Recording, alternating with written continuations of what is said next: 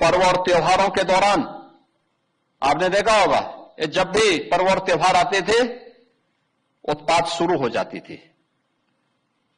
अब उत्पातियों और उपद्रवियों को पता लगेगा कि 7 पीढ़ियां याद आएंगी उनको, क्योंकि कभी कभी बुरी आदतें जाती नहीं लोगों की, तो उसके लिए उनकी डेंटिंग पेंटिंग करवानी पड़ती है कायदे से, जिससे उनकी बुरी आदतों को हम ठीक कर सकें। और यही डेंटिंग पेंटिंग आपने देखा होगा कल बरेली के अंदर, वो मौलाना भूल गया कि शासन किसका है। वो ये मानता था धमकी देंगे और हम जबरदस्ती जाम कर देंगे। हमने कहा जाम नहीं होगा, कर्फ्यू भी नहीं लगेगा, लेकिन कर्फ्यू का सबक तुम्हें ऐसा सिखा देंगे कि तुम्हारी आने वाली पीढ़ी दंगा करना भूल जाएगी।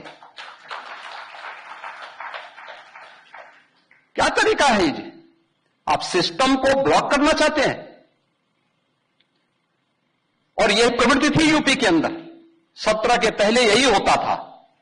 और हम इसी बात को कह सकते हैं कि 17 के बाद हमने कर्फ्यू भी नहीं लगने दिया, लेकिन ऐसे बैरियर को चुन चुन करके वे जिस प्रकार की भाषा को समझते थे उस प्रकार की भाषा से उनको समझा करके उसको उसकी सजा दिलाने का काम भी किया है। और उत्तर प्रदेश की ग्रोथ स्टोरी यहीं से शुरू होती है।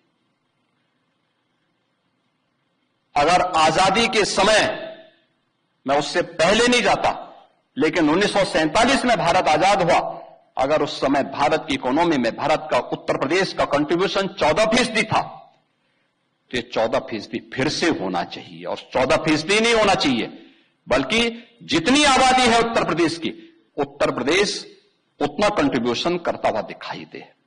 ये हमारा राष्ट्रीय धर्म है और दायित्व भी है, और उसी के तहत ये सब कार्य योजना बन रही है।